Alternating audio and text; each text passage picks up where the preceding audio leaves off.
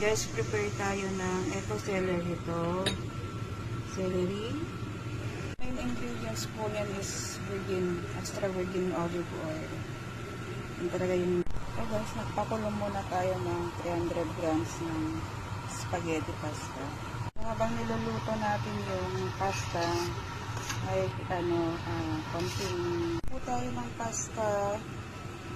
Ay pinagpakuluan ng pasta water. Yung olive oil, 3 tablespoons po yan.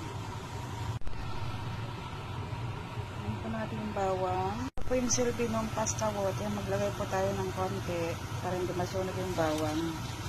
Celery. Paminta. Saka salt po, asin.